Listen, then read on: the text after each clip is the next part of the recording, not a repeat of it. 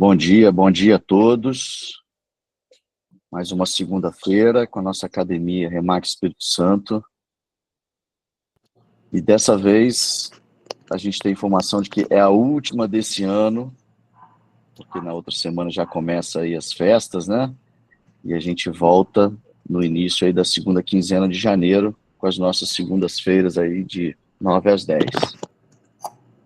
Hoje a gente tem uma convidada muito especial, uma amiga de longa data, que na hora que a gente fez o convite para ela, prontamente aceitou.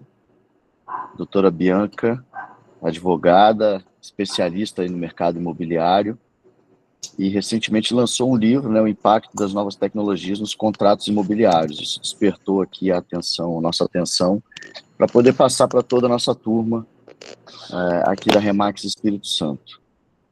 Hoje nós somos aqui, Bianca, 15 franquias, né, somos mais de 200 corretores na nossa rede atuando no Espírito Santo. Seja muito bem-vinda, a casa é sua. Obrigada, Eduardo. Primeiro quero dizer que é uma enorme satisfação estar aqui com vocês hoje. Queria agradecer o convite, fiquei muito feliz. Acho que esses eventos em que nós temos a oportunidade de estar com os corretores são muito importantes, né? Vocês estão na linha de frente e sempre tem algo a agregar para nós advogados, né? Nós ficamos aqui na parte de elaborar contratos, enfim, então a gente ter esse feedback, essa troca com os corretores é muito, muito importante, muito interessante. Bem, como o Eduardo falou, eu lancei recentemente um livro, né, que foi fruto dos meus estudos no mestrado, e aí eu trouxe um pouco aqui, né, do que eu coloquei desse livro, e aí eu fiz uma apresentação de mais ou menos uns 40 minutos, e aí, para deixar depois, né, no final, Eduardo, para a gente ter um tempinho para trocar uma ideia, né, responder alguma dúvida, se tiver, tá? Então, Perfeito. vamos lá, então, vou começar aqui, ver se, só me informa se está passando aí. Tá, tudo certo. Bem, vou começar falando sobre a questão do avanço da tecnologia no mercado imobiliário, né? Quem tem um pouquinho aí de tempo já no mercado, com certeza observou como as coisas têm mudado, né? E sofreu uma mudança substancial a partir de 2020, com a pandemia, né, da Covid. Dada a necessidade de afastamento social, não poder estar presente, né, para fazer os atos, assinar contratos, assinar escritura. Então, surgiu essa necessidade de impulsionar a virtualização dos atos, né, que já existia um movimento, é verdade, né, mas 2020 foi um paradigma, né, de uma mudança que teve que ser feita, né. Então, a partir de 2020, a gente teve o provimento 100 do CNJ, que trouxe a questão do uso do e-notariado, né?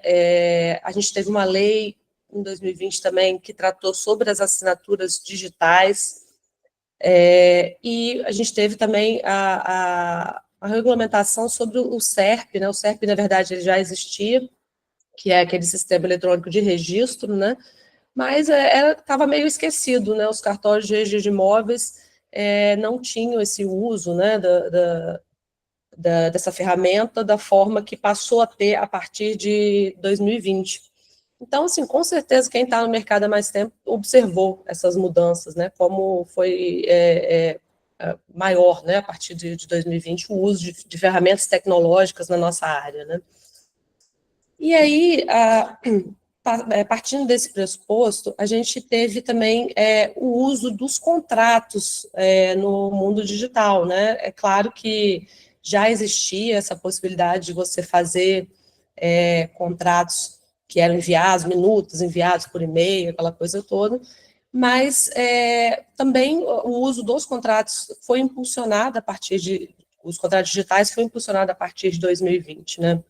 O contrato, como todos vocês sabem, é muito importante no mercado imobiliário, seja o contrato com promessa de compra e venda, seja um contrato de locação, né, são instrumentos, permutas, são instrumentos que nós utilizamos no nosso dia a dia, né, e são instrumentos que eles visam garantir uma segurança jurídica daquela transação que está sendo feita, né? Então, além de ser uma forma de você ter ali especificado todas as cláusulas, todas as obrigações e deveres das partes, né? Então, quando a gente passa a usar o contrato, sai do mundo físico, né, aquele contrato ali que você sentava presencialmente com a pessoa e vai para o mundo virtual, existem algumas questões que nós, do direito, tivemos que passar a pensar, né?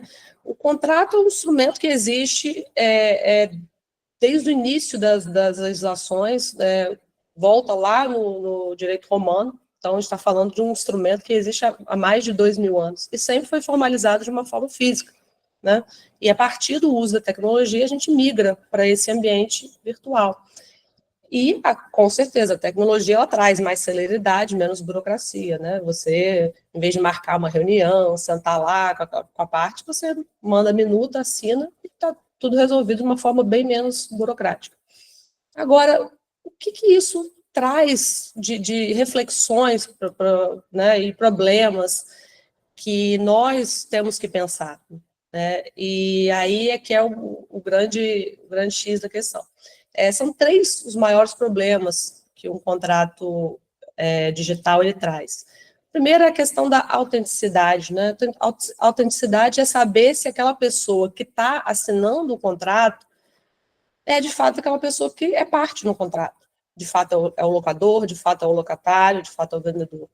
Essa é a primeira questão que a gente tem, porque o contrato físico você senta presencialmente com a pessoa e você sabe quem é que está assinando os contratos ali na sua frente. No mundo virtual, você perde essa questão da autenticidade. Você não sabe se a pessoa que vai assinar é de fato aquela pessoa, né? Então, é um dos primeiros problemas que a gente tem que ter uma reflexão sobre isso.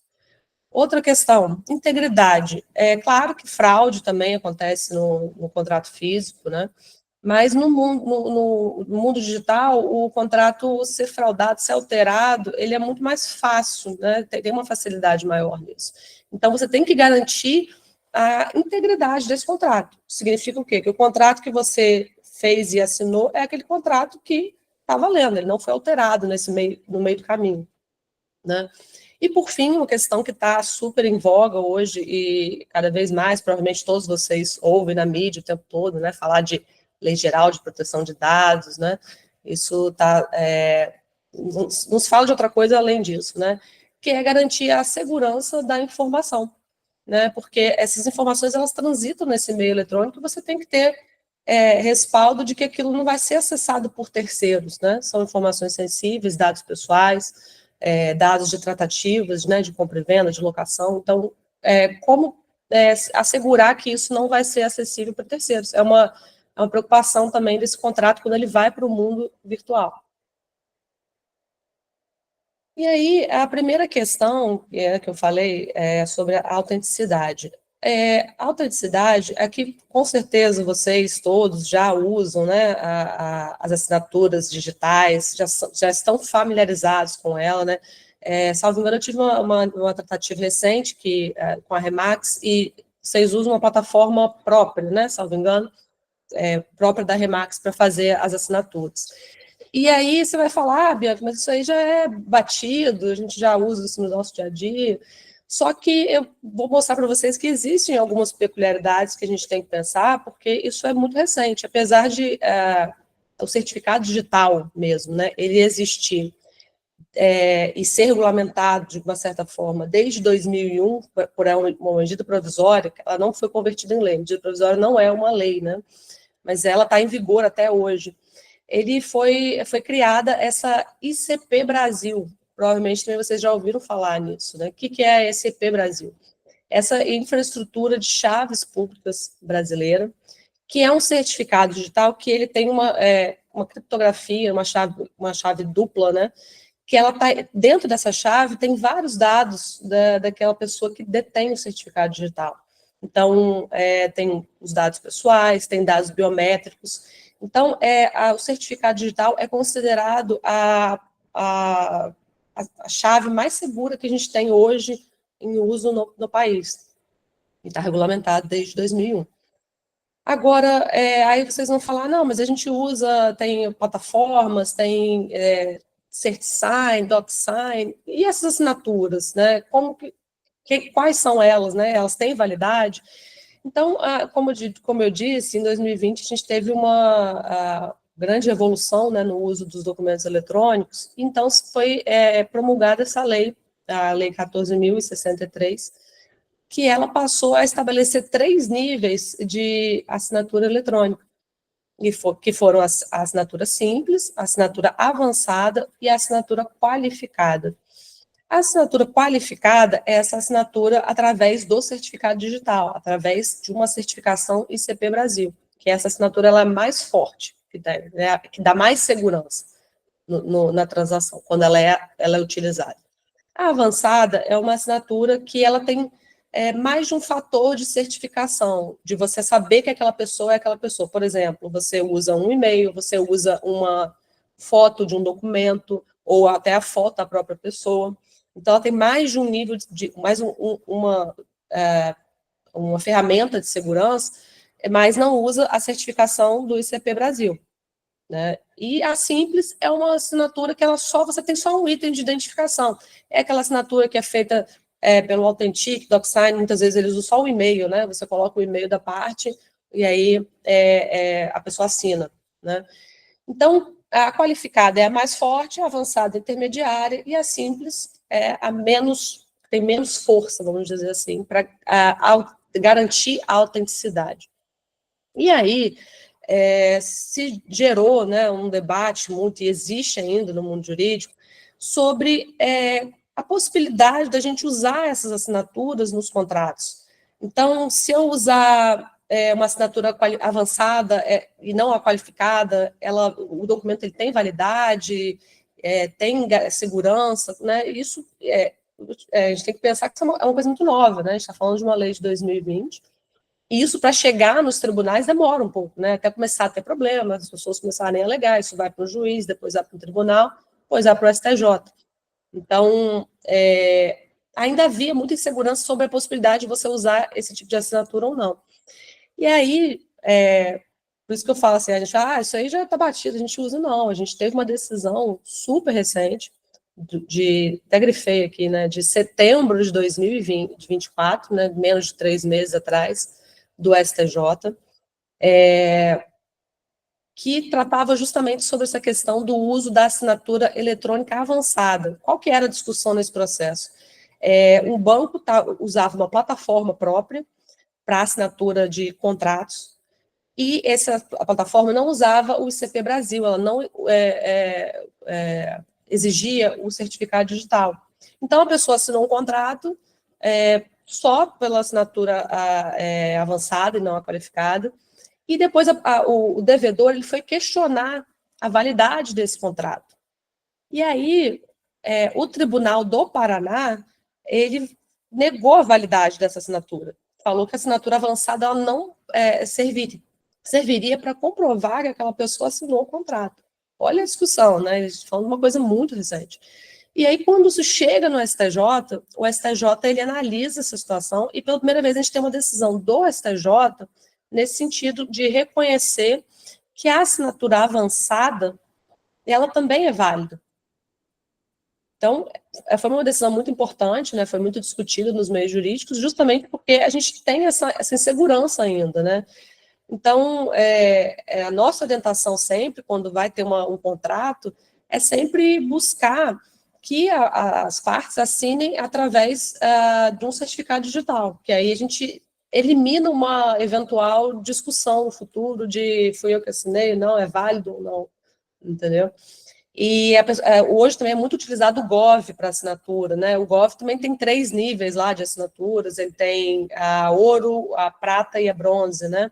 A ouro, a mesma sistemática, ela é uma assinatura através do ICP Brasil, a prata é uma avançada, e a bronze ela é mais singela, né? Então, se a parte também vai utilizar o Gov, sempre buscar que seja feita uma assinatura através do certificado ouro, né? Que é o uso do ICP Brasil. Você elimina qualquer discussão sobre a autenticidade no contrato eletrônico. E aqui eu trouxe também, para mostrar como essa discussão ela é contemporânea, que a gente teve uma lei recente, né, do ano passado, que tratou sobre algumas disposições do Minha Casa Minha Vida, e nela eles colocaram um artigo lá que passou a aceitar qualquer modalidade de assinatura eletrônica para os títulos executivos extrajudiciais, né, o contrato é um título executivo extrajudicial. E aí já demonstra a vontade do legislador de aceitar essas assinaturas que não são pelo sistema do ICP Brasil, né? Então, a gente já tem também um caminho a seguir nesse sentido, embora hoje a gente ainda não tenha lei sobre essa matéria, né?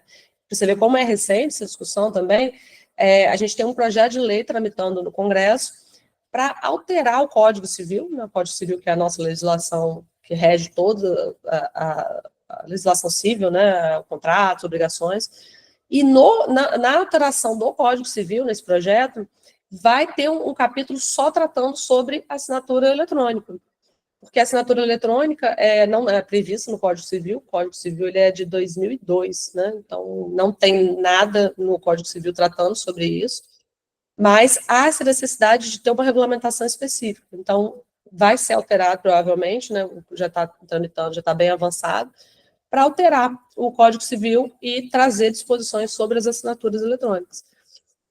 Então, essa questão da autenticidade, a gente consegue minimizar quando a gente usa ferramentas que garantem essa autenticidade, como uma assinatura da ICP Brasil. Depois eu quero até entender um pouco melhor dessa plataforma da Remax, como vocês usam, né, para saber... Na verdade, Bianca, a gente usa o DocuSign e o ClickSign, são as duas que a gente utiliza, são fornecedores homologados pela Remax Brasil, a gente utiliza em todo o Brasil, seja para assinatura de contratos imobiliários e contratos de vendas de franquias também. Entendi. Então, está sendo utilizada essa assinatura avançada, porque nessas plataformas também há a possibilidade de você usar um certificado ICP Brasil, né? Um certificado digital. Embora eu acredito que não seja... usa também que é Authentic. Né? Authentic também. Todas essas plataformas, elas têm a possibilidade de você usar o certificado digital também, embora a maioria delas use o e-mail só, ou tem uma possibilidade de você mandar um documento com foto para você, e aí você caminha para uma assinatura avançada. Se é só o e-mail, a gente está no nível mais baixo da certificação, que é a simples, né? Que pode ensejar, como vocês viram aí, questionamentos judiciais, né? Então, é interessante, e até a gente, como operador, né, do mercado imobiliário, incentivar os nossos clientes a fazer certificado digital, porque muitas vezes as pessoas não conhecem, e eu lido muito com, às vezes, assinar contrato, a pessoa fala, mas eu não tenho. Gente, não é caro, e é super fácil de fazer. Então, é interessante que a gente incentive o uso também dessas ferramentas, para garantir que os nossos contratos sejam mais seguros e tenha mais, né, impossibilidade de você discutir isso judicialmente. Fica a dica, assim, né, para a gente estimular também as pessoas a fazerem o certificado. Quem não tem, muitas pessoas têm, quem é empresário já tem, servidores, profissionais autônomos, advogados já costuma ter, médico também já tem, mas quem você vê que uma pessoa não tem ainda, incentivar o uso, né, do certificado digital. Aqui, Bianca, porque surgiu uma dúvida aqui que o Leonardo colocou, sobre o nível de assinatura, né? Nessas ferramentas que a gente utiliza, tanto o DocuSign quanto o ClickSign, a gente geralmente, por exemplo, para contrato de franquia, a gente sobe o documento da pessoa, o documento dela, documento também residencial, comprovante residencial, e coleta a assinatura também, o e-mail e os dados da pessoa. Então, a gente sobe uma série de documentos juntos para que validem isso, né? Talvez seja esse tipo de validação que você está colocando. Né? Isso, você vai entrar numa assinatura avançada, né? Que a qualificada, ela necessariamente tem que ter o uso do certificado digital. O ICP. Que é a intermediária, que tem uma certa segurança justamente por isso. Vocês estão exigindo documentos que são ferramentas para testar que aquela pessoa é, de fato, a pessoa que vai assinar. entendeu? Tem a garantia, embora não seja a mais forte, que é a do certificado digital. Por isso que eu digo, é interessante incentivar isso, né? Incentivar que as pessoas tenham o certificado digital. Bem, mas superada essa questão da assinatura, outra questão que eu falei, né, no começo, sobre garantir a integridade da informação, né? Esses contratos que circulam no meio digital são passíveis de alteração, né? Eu acho que muitos de vocês também já teve algum problema, assim, isso no nosso meio jurídico, a gente acaba tendo muito de você enviar uma minuta, às vezes, né, no Word, e aí a pessoa faz alteração, e aí você tem aquela ferramenta de você controlar as alterações, né, que é feito pelo próprio Word, e às vezes a pessoa tem gente que não usa isso, aí volta um contrato para você que foi alterado, e você tem que fazer aquela comparação para ver o que foi alterado. Então, é complicado você ter que lidar com esse tipo de dúvida, até porque às vezes passa alguma informação ali que você não vislumbrou que foi alterada, né? Então, o que a gente orienta também é sempre usar métodos que impedem essa alteração, né? O próprio, se você tem um arquivo de PDF, você consegue fazer essa criptografia, né? Que é um dos modos de você bloquear a alteração daquele arquivo para que um terceiro não faça alteração. São técnicas que a criptografia é uma técnica que você garante que não vai haver uma modificação nos termos daquele contrato que circula no meio digital. É muito importante, né, para que a gente não seja depois surpreendido com uma alteração que foi feita e que a gente acabou não vislumbrando porque está transitando de lá para cá, né.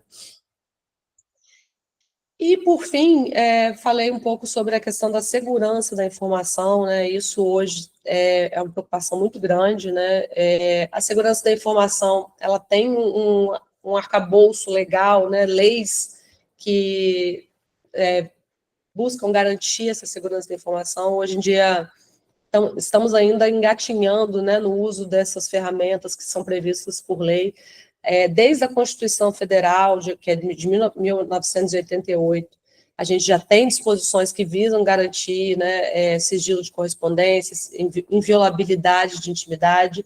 Isso foi reforçado em 2014 pelo Marco Civil da Internet, que foi uma lei também que reforçou essa questão de inviolabilidade dessas comunicações que transitam no ambiente eletrônico.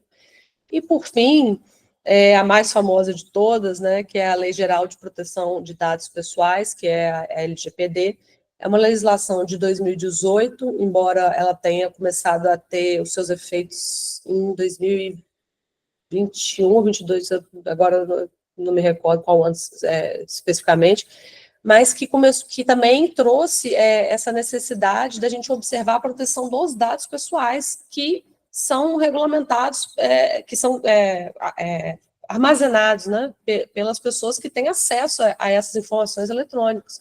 Então, tem que ter essa preocupação, porque o vazamento desses dados, hoje ele é penalizado pela Lei Geral de Proteção de Dados Pessoais, né? Inclusive, acredito que a plataforma que é utilizada por vocês também tem essa preocupação, né, de resguardar esses dados que transitam, né, no ambiente virtual.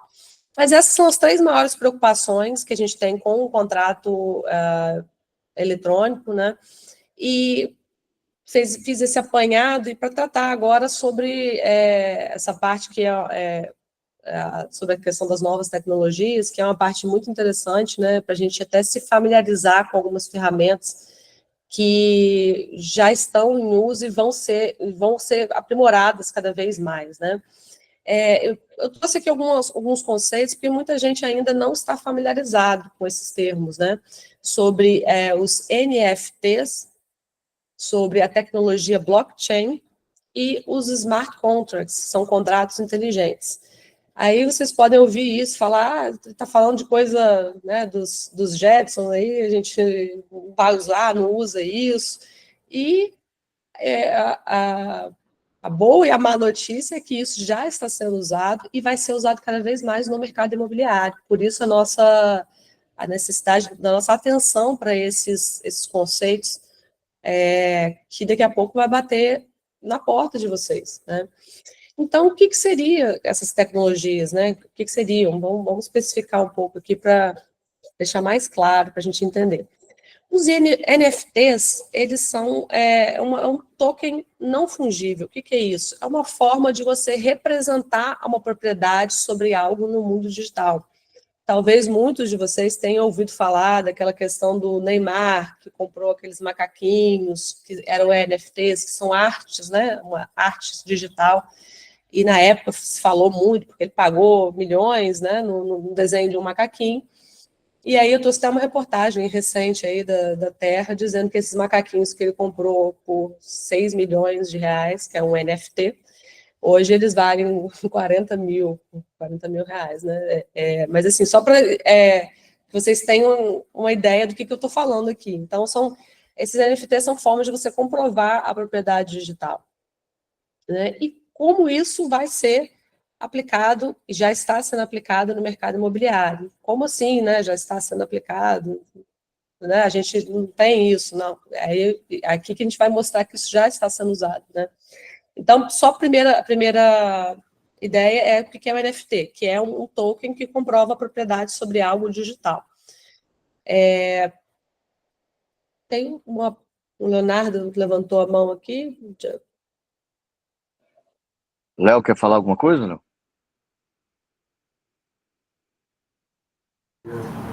Ei, Bia, tudo bem? Se você quiser terminar, para a gente te atrapalhar, e no final eu faço a pergunta, tá bom? Tá ótimo. Vamos seguir.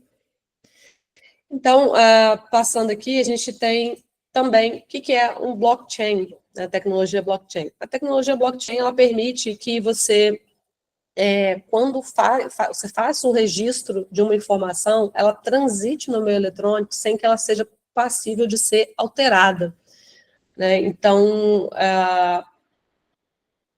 como na nossa área imobiliária é importante que a gente não tenha uma alteração da informação,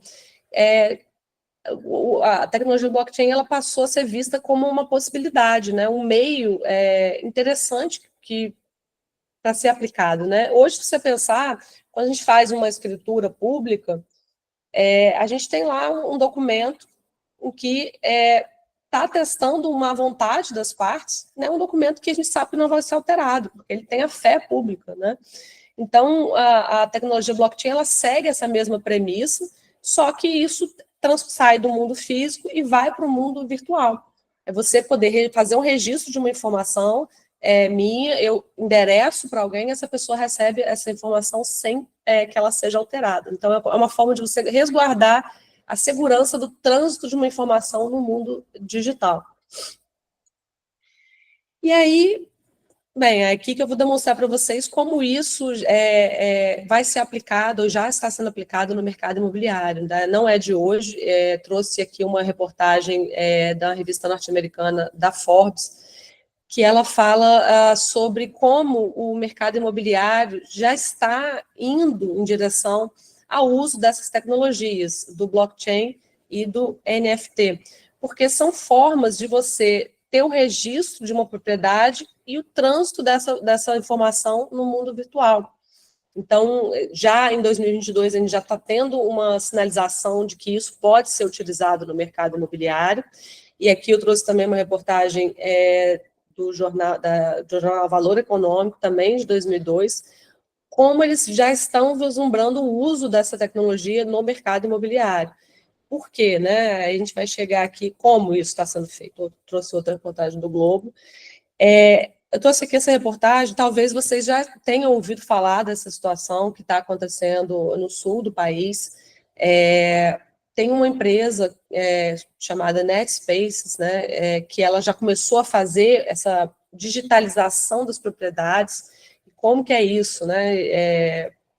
Parece uma coisa muito abstrata, né? Porque hoje a nossa sistemática legislativa ela é de uso de escritura pública e você tem a necessidade de fazer o registro dessa escritura pública no cartório de registro de imóveis. Então, como que você pensa uma propriedade digital, né?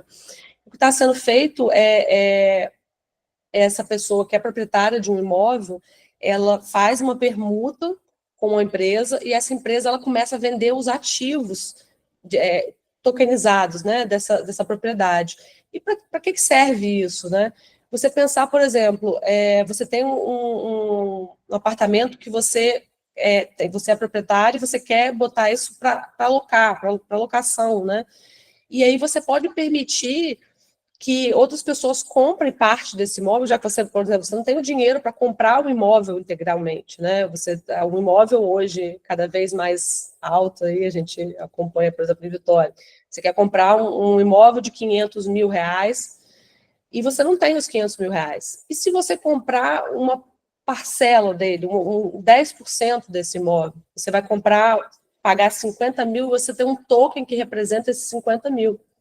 E aí você tem outras pessoas que são proprietárias junto com você, de uma forma tokenizada, e o aluguel, por exemplo, daquela propriedade, você vai receber 10%, porque você é o proprietário de 10%.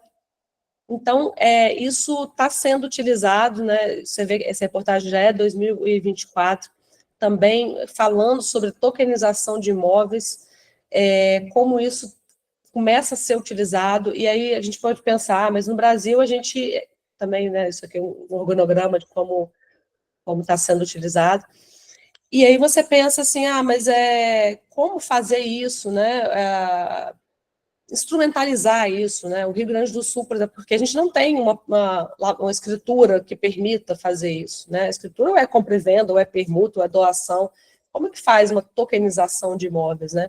Isso no Rio Grande do Sul, onde começa a ser feito, né, esse processo, já tem um provimento do tribunal de lá, estabelecendo como fazer uma escritura de permuta de ativos tokenizados. Isso foi replicado no Rio de Janeiro.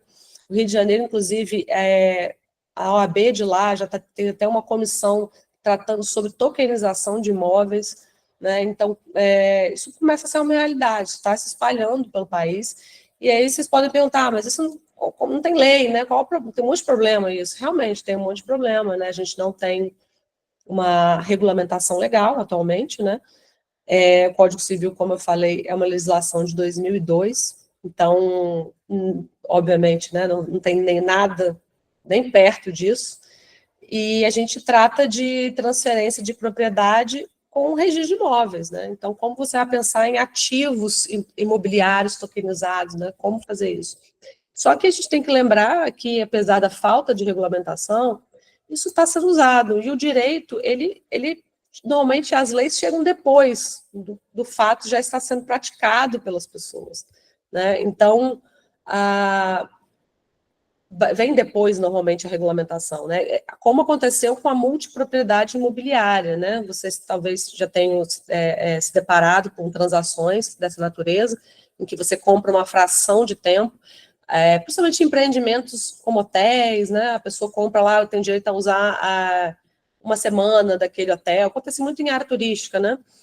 Essa é a multipropriedade imobiliária. E ela não tinha uma regulamentação no país até 2018, embora já fosse praticada largamente, né? Em vários empreendimentos hoteleiros, né? Que a pessoa compra. Até fora do país isso é muito comum, né? Você comprar uma fração de tempo. Eu tenho direito a usar uma semana no ano naquele local. Então, a regulamentação ela veio depois, só em 2018 que a gente passou a ter. Muito provavelmente é o que vai acontecer com essa questão da propriedade digital. Principalmente agora que a gente está indo para o uso do Drex, né?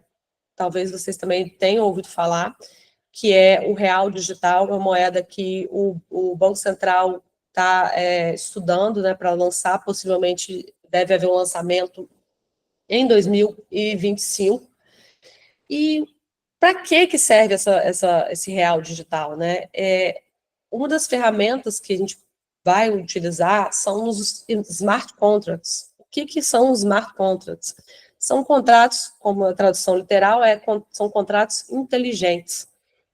E aí você fala, mas isso não tem aplicação prática. Não, vocês todos aqui possivelmente já usaram alguma vez um contrato inteligente, que é um contrato autoexecutável, que é um contrato que você não precisa de um terceiro, de uma providência física para ele funcionar. Um exemplo muito, muito batido desses smart contracts são aquelas máquinas, né, de você vai comprar um refrigerante ou de salgadinho, que você coloca o dinheiro, você paga, e aí você escolhe o que você quer, quer uma Coca zero, cai uma Coca zero. Então, isso tudo é automatizado, você não tem a interferência humana ali. Você dá um comando para a máquina e a máquina executa o seu contrato. E aí a gente existe um pensamento de transportar isso para o direito imobiliário. Qual seria o uso? A gente usar um contrato em que a compra e venda ou o aluguel já é feito dessa forma. E aí, como você vai pensar? Hoje, você, por exemplo, tem as locações, alguns tipos de locação já tem, você não tem nem a chave, né? Você tem a pessoa, você tem um comando que você vai na portaria do local e você digita um comando e você entra. Né? Você não tem nem essa coisa de entregar né, a chave no imóvel, que são aqueles locais que já são preparados para esse tipo de locação. Uma locação contínua, né, que a pessoa entra, fica pouco tempo, sai. Então, o uso desse contrato inteligente no mercado imobiliário, a intenção é a gente tendo a propriedade de um imóvel através de um NFT, eu uso uma rede blockchain e transfiro. Eu recebo numa moeda digital, como um Drex, e você transfere a propriedade. Claro que a gente vai ter que ter uma mudança com relação aos cartórios de registro de imóveis, que todos eles hoje, embora a gente tenha acesso através do site registradores, né, do SERP, toda a providência ela ainda depende do cartório de registro de imóveis, mas a gente está caminhando para uma digitalização cada vez maior nessa área do direito imobiliário. Não tem como ela ficar imune a essa digitalização que a gente está vendo em todos os aspectos da nossa vida. Hoje, fazemos tudo, né, de forma online, de forma virtualizada. Então, isso vai atingir o mercado imobiliário, já está chegando, né, como essa realidade desses imóveis tokenizados, e isso em breve vai estar no dia a dia de todos nós. Então, a gente tem que conhecer essas ferramentas, embora ainda não sejam de larga utilização na nossa área. E aqui, já estou caminhando para o fim, trouxe algumas questões aqui para a gente pensar nesse incentivo, né, do uso das tecnologias na nossa área, na área dos corretores de imóveis.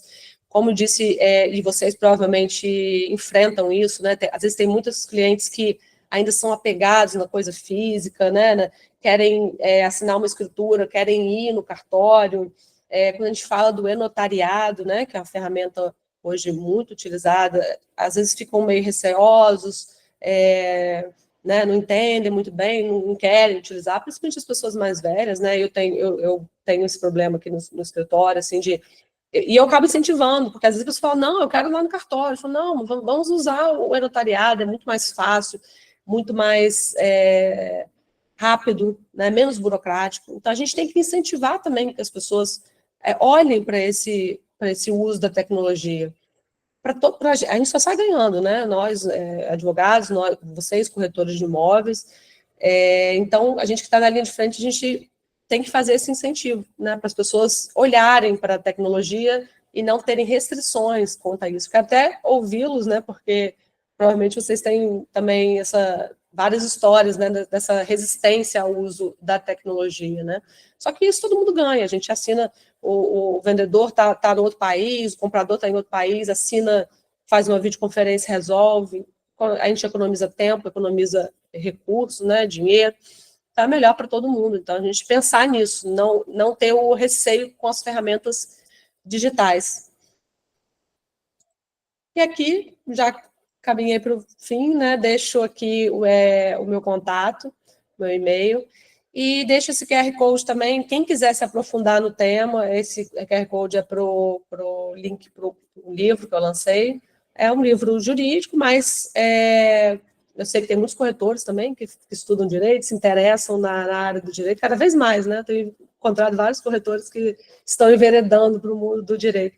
Então, quem tiver curiosidade, quiser ler um pouco mais sobre o assunto, deixei esse QR Code que ele vai direto lá no link da editora Dialética, né? Que foi a editora pela qual eu lancei o meu livro.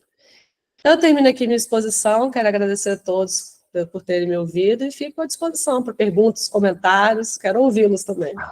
Obrigado, Bianca, parabéns, realmente, imagino que para você, que é uma estudiosa do tema, quantas vezes você falou que é novo. Disse a palavra novo muitas vezes. Imagina para nós que não somos estudiosos do tema, né? Então, assim, importantíssimo esse entendimento. É uma pena que a gente tem ainda poucas literaturas, né, talvez, a respeito. Então, recomendo a todos aí que façam a compra do livro aí através do QR Code, porque a gente precisa entender até como pode ser feita essa questão contratual, né? Léo quer fazer uma pergunta? Diga aí, Léo. Ei, doutora Bia, né? Chamei de Bia aquela hora, mas doutora Bia, tudo bem? Obrigado pela Tudo bom, palestra Lena? aí. Basicamente, a gente começou já a usar o certificado digital, né? Eu tenho certificado digital na pessoa jurídica, né? E também na pessoa física, né? E aí, mas com o advento da pandemia, a gente veio para assinatura, viemos aí, até mesmo antes da RIMAX, a gente assinamos já as plataformas, DocSign, ClickSign, eu acho que isso, e depois que a gente se transformou numa franquia da RIMAX, isso já também foi incorporado, né? A RIMAX já adotava esse conceito, e mais de 90% aqui dos contratos nossos, eu acho que o contrato da RIMAX como um todo, até porque a gente faz muita parceria com as RIMAX do Espírito Santo, né? Então, praticamente, acho que todo mundo utiliza aí a plataforma digital, que é mais apta, né? Mais prática e consegue agilizar o processo. Embora aí tem 10% hoje, tem um caso aí, né? Que hoje eu estou vendo que tem um caso aqui que não está querendo assinar digitalmente, mas são raros esses casos. Normalmente, pessoas mais idosas mesmo. A gente não consegue misturar o certificado digital com o ClickSign, né? Isso não é possível, né? Tipo assim, eu tenho certificado digital na pessoa física, então o certificado digital está no meu computador, né? E aí, ou eu assino por esse certificado digital, mas aí a outra pessoa também tem que ter esse certificado digital para assinar em PDF, ou a gente assina todo mundo na plataforma do ClickSign. A gente não pode fazer meio a meio, né? Então, Leonardo, muitas plataformas, ela tem a possibilidade, realmente eu não saberia dizer especificamente da ClickSign, mas elas têm a possibilidade de você, na hora de assinar, você optar por usar o certificado digital, se você tem, né, o certificado digital. Tá. Então, você pode optar por, quero assinar através do certificado, aí eu vou acionar o meu certificado digital e eu assino. Claro que a outra parte pode utilizar a assinatura que não seja através do certificado digital, que aí ela vai entrar lá como aquela assinatura avançada, né? Não assinatura qualificada. Não, basicamente era isso aí. Tá. Mas você colocou essa questão também de pessoas idosas terem essa relutância, né? Foi o que eu falei aqui. É interessante que a gente que está na linha de frente incentive, né? Fala, olha, o certificado digital é bom para assinar várias coisas, você usa no Gov, você pode usar para assinar todo tipo de contrato, é uma segurança, então vamos incentivar, vamos orientar, né, os nossos clientes, os compradores, os vendedores, a usarem o certificado, a fazerem o certificado digital. Assim, Nos casos em que a pessoa é contra, aqui a gente não só incentiva, como às vezes a gente se oferece aí na residência da pessoa para ajudar, ou que a pessoa venha aqui no escritório e faça junto com algum corretor ou o pessoal do administrativo, né? Para poder realmente ir engajando, né? Porque a assinatura física é um transtorno, tem que pegar a assinatura, depois tem que reconhecer a firma no cartório, né? O certificado digital já faz isso tudo automático, né? exatamente, poupa tempo e a pessoa faz uma vez, ela fica com o certificado ali para usar nos mais diversos contratos que ela for assinar. E cada vez mais vai ser isso a realidade, né? Essa assinatura física, a tendência dela é desaparecer no futuro, né? Então, vamos incentivar, não tem um custo alto ter um certificado digital, você paga normalmente por ano, né? Então, legal a sua atitude de fazer esse incentivo, de até se dispor a incentivar, até porque economiza tempo para todo mundo, né? Com certeza. Obrigado. Bacana. Alguém mais? Mais dúvidas? Façam fila, por favor, hein? Bom, acho que é isso. Obrigado, viu, doutora Bianca? Foi muito importante a gente entender isso, entender a questão da assinatura digital. essa diferenciação também de se utilizar o GOV, né, e o próprio certificado também. Acho que as pessoas confundem muito isso, de apenas utilizar o GOV, é muito fácil e tal, mas não tem o certificado pessoal dela lá, né? Então, assim, é importante que todos entendam essa diferença também. Obrigado, desejo a todos aí uma boa semana. Léo, tem mais perguntas? Diga aí, Léo. Já que tem tempinho aí, deixa eu tentar criar mais assim, argumentos para o pessoal que ainda não utiliza, né? Eu agora, por exemplo, viajei durante 10 dias. Então, o meu certificado digital, ele fica no meu computador, não no laptop, fica no computador aqui, no escritório. Então, as minhas assinaturas tinham que ser via Remax, DocSign mesmo lá, né? Que aí a gente faz no celular, consegue fazer praticamente todas elas. Eu acho que teve uma assinatura que a gente não conseguia, porque eu acho que não aceitava o DocSign, só aceitava se fosse o meu certificado ou se fosse o GOV. Então, assim, até isso a gente teve essa possibilidade. No GOV, pelo celular, conseguir. Aí o GOV a gente não tinha esquecemos a senha. Aí, o GOV ele te permite, quem é correntista de alguns bancos, no meu caso era Banco do Brasil, com a minha senha do banco, eu conseguia entrar no GOV e conseguia assinar o documento. Então, assim, a versatilidade que essa ferramenta traz para o nosso dia a dia é gigante. Então, durante esses 10 dias de viagem, eu não, por conta de assinatura de documento, por exemplo, não ficou nada para trás, entendeu? Perfeito, com certeza. E ter esse cuidado, que até o GOV ele permite a vinculação do certificado digital, que aí você usa a ouro, a assinatura ouro. Essas que você usa, que tem só os dados do banco, foto, documento, você está na assinatura prata, né, no nível prata. Mas se você vincula um certificado digital, você vai para ouro, que é essa assinatura a mais segura, que te dá mais acesso, inclusive, né, lá no GOV. É importante ter, porque o GOV te permite assinar de qualquer lugar, a qualquer momento, exatamente o que você falou, a facilidade, está viajando, está fora, você tem acesso a todo tempo. Né? Legal. É bom. Viaja, mas não deixa o negócio para trás, né, Léo? Isso aí. Importante assinatura. Diga aí, pessoal, do Anderson Denadai aí. Eu sou o Manuel Alex, aqui da Remax Mar Azul, em Anchieta. No contrato físico, lá no finalzinho dele, né, diz assim: e por ser verdade que irmãos do presente, e 2 vias de voto né, na presença de 2 testemunhas abaixo qualificadas, para garantir, né, que cada parte que vai ficar com a via do contrato é o meu teor. Né? E para evitar, né, que no contrato digital seja alterado, né, tem essa garantia que não vai haver alteração em algum termo, algum item do contrato. A gente garantia teria isso. Você diz qual instrumento usar para... Isso aí, porque o contrato, para ser um título executivo, tem que ser assinado por 2 testemunhas. Se não for, o Código Civil ele não aceita, né? Para ele ser um título executivo. Isso já foi regulamentado para garantir essa segurança? Como é que fica? Excelente pergunta, porque isso é uma questão também, para que seja um título executivo, o contrato ele tem que ter 2 testemunhas, está previsto no CPC. Só que aí você pergunta, né, e o contrato eletrônico? Normalmente não tem a testemunha assinando. E isso chegou no STJ, esse questionamento, porque hoje em dia quase nenhum contrato mais você coloca testemunha, né? E o STJ, ao analisar essa matéria, ele entendeu o seguinte, que o contrato sem testemunha, ele ainda assim é considerado como título executivo. Você pode prescindir desse requisito, você não precisa ter as assinaturas das testemunhas, porque as assinaturas feitas eletronicamente, elas garantem a autenticidade e a integridade do negócio. Porque a função da testemunha no contrato é garantir que aquilo ali ocorreu, de fato, né, que aquele negócio aconteceu. Né? E hoje isso está sendo relativizado a partir do uso das assinaturas digitais.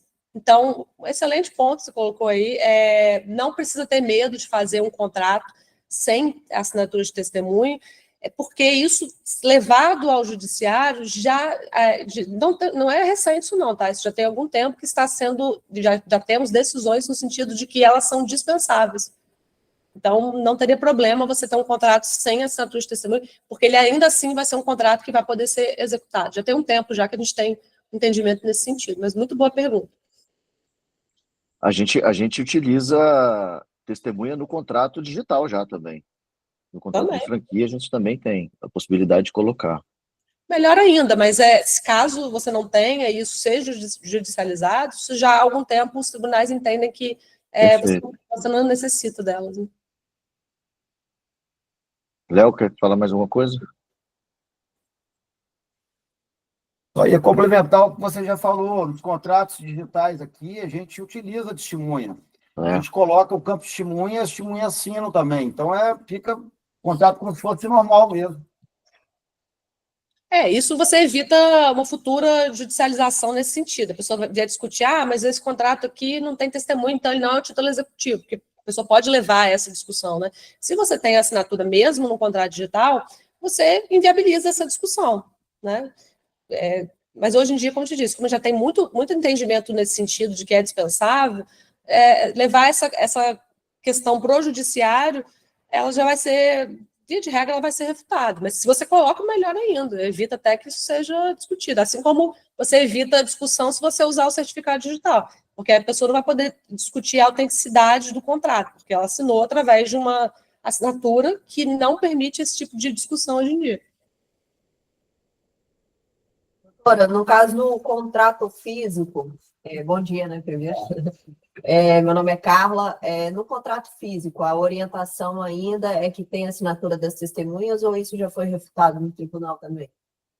Não, boa pergunta também. No contrato físico, Carla, tem que ter as testemunhas, porque aí você vai a garantia, né, das testemunhas de que elas estiveram ali e presenciaram o negócio, que é isso que é a função. Mas no contrato físico é ainda necessário, tá? Essa discussão ela sai quando você entra num contrato eletrônico. Embora você possa aproveitar esse argumento também, né? Como já está sendo prescindido disso nos contratos eletrônicos, você poderia usar esse argumento, sim, tem fundamento, pode ser acolhido, mas a minha orientação nesse sentido seria utilizar nos contratos que são assinados fisicamente, ainda utilizar. Embora eu acho que no futuro isso aí também vai acabar caindo em desuso, mas hoje em dia ainda permanece, tá, no contrato físico essa necessidade, é interessante. Obrigada. Perfeito. Mais alguma pergunta, pessoal?